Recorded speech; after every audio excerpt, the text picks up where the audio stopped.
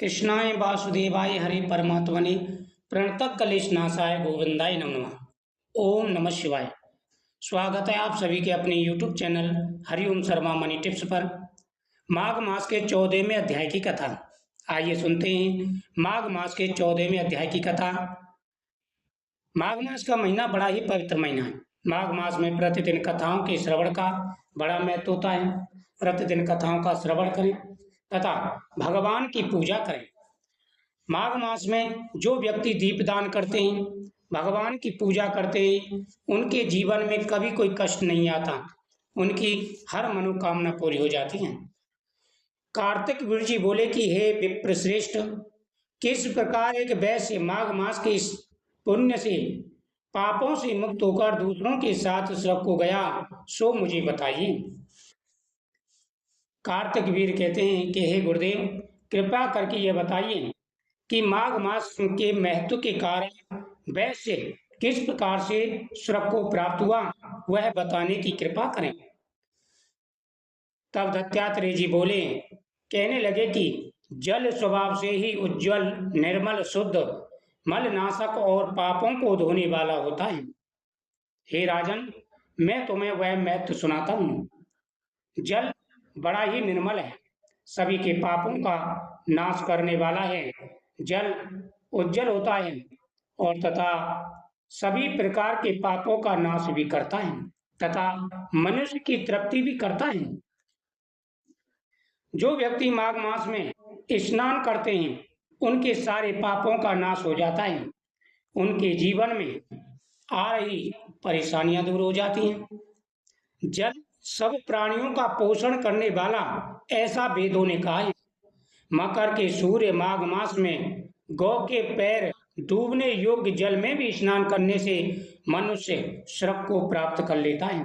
यानी माघ मास में जो स्नान करते हैं, उनके जीवन में जितने भी कष्ट होते हैं वह तुरंत नष्ट हो जाते हैं और पापों का नाश हो जाता है। यदि सारा मास स्नान करने में सामर्थ्य ना हो तो 3 दिन ही स्नान करने से पापों का नाश होकर स्वर्ग की प्राप्ति हो जाती है।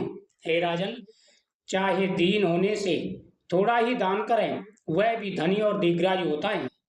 5 दिन स्नान करने से चंद्रमा के सदृश शोभायमान होता है। इसलिए अपना शुभ चाहने वाले को माघ मास में बाहर स्नान करना चाहिए। अब माघ मास में स्नान करने वाले के नियम कहता हूँ। अधिक भोजन का उपयोग नहीं करना चाहिए। भूमि पर सोना चाहिए। भगवान की त्रिकाल पूजा करनी चाहिए। ईंधन, वस्त्र, कम्बल, जूता, कुमकुम, घृत, तेल, कपास, रुई, वस्त्र तथा अन्न का दान करना श्रेष्ठ है। इन चीजों का अवश्य ही दान करना चाहिए। दूसरों की अग्नि न तपे। दूसरों के यहाँ पर अग्नि न तपे।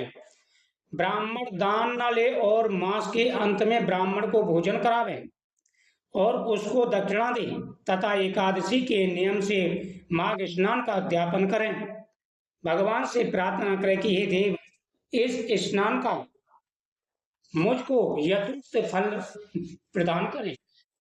यानी ये नियम है, भूमि पर तो सोना चाहिए, साथ ही ईंधन, वस्त्र, कंबल, जूता, जैसे भी आपके सामर्थ्य उस प्रकार से दान करें। इनमें से जितना हो सके उतना दान जरूर करें। तेल, घृत, कपास, रुई, वस्त्र और सबसे बड़ा अन्न, इन चीजों का दान जरूर करें। ब्राह्मणों को भोजन करावें, उनको दक्षिणा दें। एकादशी के नियमों का पालन करें और महीने के लास्ट में उद्यापन करें। मौन रहकर इस मंत्र का उच्चारण करें, ओम नमो भगवते वासुदेवाय नमः। फिर भगवान का स्मरण करें।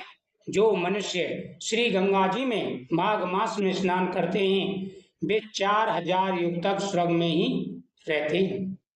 जो कोई माघ मास में गंगा और जमुना का स्नान करता है, वह प्रतिदिन 1000 स्वर्ण मुद्रा दान करने का फल प्राप्त कर लेता है तथा 1000 कपला गोदान के दान का फल पाता है।